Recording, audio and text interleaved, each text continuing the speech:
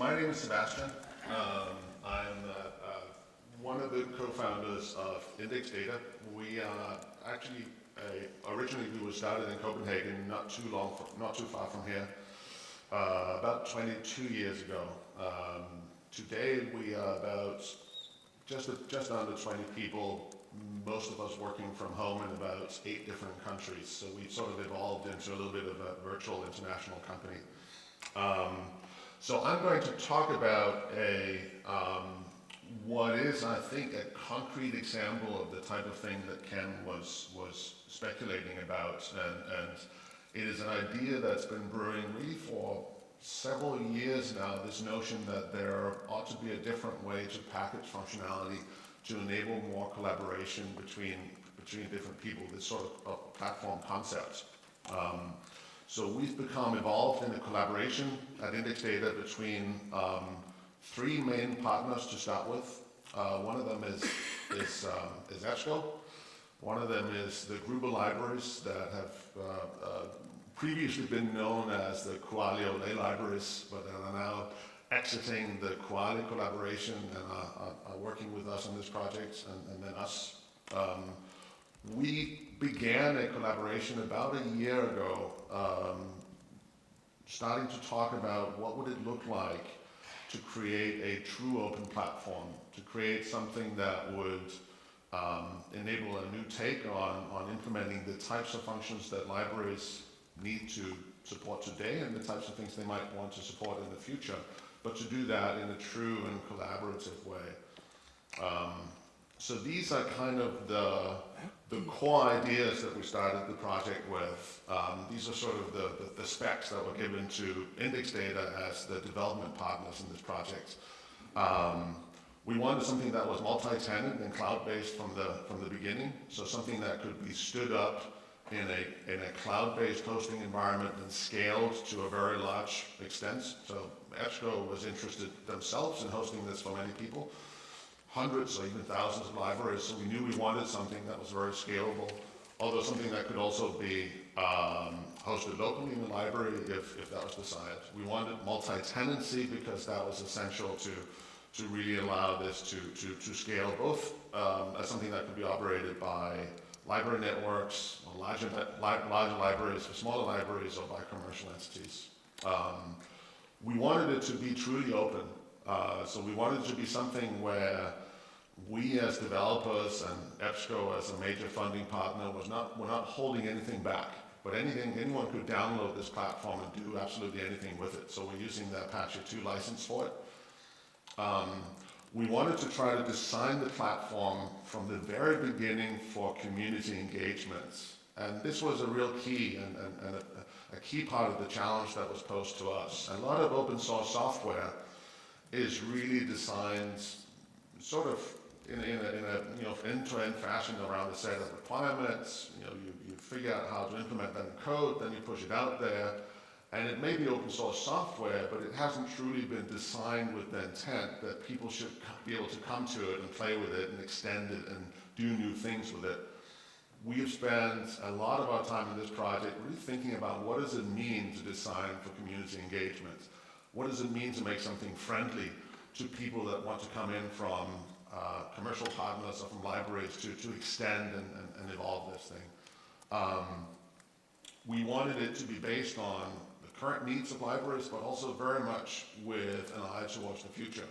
So we're thinking of this as something that we want to be able to have evolve over time and to grow, and in a sense to create kind of a playground for people to come together and think about and experiment with new types of services that libraries might be able to provide in the future.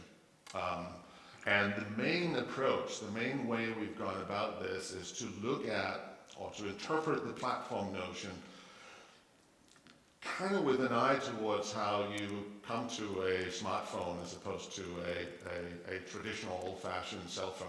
An old-fashioned cell phone can do 5 or 6 things pretty well. A smartphone, you pick it out of the box and it can do those 5 or 6 things, but then you can start to actually load it up with new functions. You can replace existing things. So we think about it being built around an app store kind of a concept. So I'm going to give you sort of a high-level picture of how we envisage this, and then I'm going to hand over to Jakob, who will talk about how we are doing this from an implementation perspective, how we're approaching it in terms of development environments and technology. So kind of a sketch that I like to use, and we've drawn this on whiteboards, 1,000 different times in different orders, but this is kind of how we picture it when we talk about it ourselves. You start with an empty box. You start with an operating system for library functions, or really for any kind of digital service that you might want to provide. Then you introduce the notion of an app store that allows different tenants of the same hosted system to install different applications or functions, or apps, if you will, that can be run or hosted in that hosted platform. That's really the sort of main departure from the traditional way of building an application, and it's also what makes this kind of tricky to do, and especially tricky to do in a way that makes it easy for developers to come to. So the idea would be that you might start with an app or an application like resource management, EIM, print resource management, acquisition, and so on. You might add in circulation if you're a library that has a print collection. You may not have a print collection, in which case you wouldn't need that app. Or you might be a library that has very particular requirements to your circulation rules, in which case you might want a different circulation app. Or you might want to build your own. You might want to buy something commercially from a third-party vendor. You might have an app for managing your patrons to provide integration points with your student role and so on. But then again, you might also want to do things that aren't sort of in the current set of what libraries, the set of functionality that ILSs have today. And this is kind of where we move from the notion of the rye bread, the stuff that libraries have to do, and the types of things that you might want to be able to explore in the future, the whipped cream. This is an odd combination. But it sounds delicious. So digital asset management, might that be a function that would make sense to explore in a library, in a research library in particular? Citation management, could the library provide functions for researchers and students to support citation management, in part because doing that within the library would allow for tracking of experiences, information sharing, and all kinds of interesting things. Could the library support publishing workflows for scholars and for students and so on? Could the library support entire research workflows from end to end? These are the types of things that we want to kind of play with within the bounds of the system. We want to imagine this platform as a makerspace for new types of things that libraries can do. We want all of these things to work together. So we don't want to see this as sort of a set of completely independent applications that have no bearing on each other. So we assume and we provide as part of the platform a shared set of data models for persisting things like patrons, like knowledge-based information, bibliographic metadata, and so on.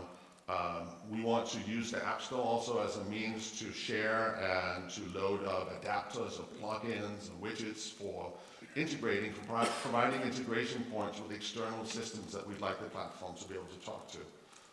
And finally, we want to provide a UI layer, a UI toolkit to enable people to build a common user experience on top of all this stuff. So you can talk to everything through APIs, but we also wanted to have a kind of holistic, integrated user experience.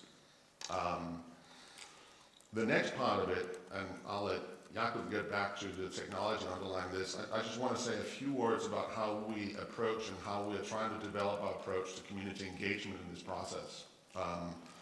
So it starts with a core group of developers at Index Data who have worked within libraries and have built open source software, have done collaborative projects for many, many years. So we have sort of I think somewhat of a gut feel for what it takes to bring together different groups of people and to do stuff together around a piece of open source software. We have an internal requirements capture team in the project that involves librarians, and we have UX people that are trying to interpret the workflows and requirements of librarians. We have an innovation facilitator that helps us really challenge ourselves and helps community members challenge themselves in terms of what exactly libraries are trying to do. What are the jobs to be done? Are they what we think we are? Will they be something different in the future? To try to help us sort of think and stretch the platform with respect to what it needs to be able to do. We've got libraries from the ELAG community, from other libraries coming forward saying they want to participate either in terms of functional expertise or in terms of development resources and so on. And we've got vendors. Again, I think one of the things that really makes this project exciting and different is the fact that it is open to everybody. People can take this platform, they can set up a hosting business, people can provide apps or units of functionality that can be hosted in EBSCO's hosted environments or in my hosted environment, somebody else's hosted environments. So we're already seeing vendors coming along to participate in this, and that's really exciting. We are in the final stages of setting up the public forums, the public spaces where we want to be able to talk to people about this. So at this point, the conversation has been growing by degrees as more people come on board, but within the next month or so, we would expect to see forums and series of sort of webcasts and webinars and much more open conversations where everybody is basically invited to come in and join. And not too long after that, we will see GitHub repos open so you can actually download and play with the code as we're developing it. With that, I'm going to hand over to Jakob so he can talk a little bit about the technical underpinnings of this.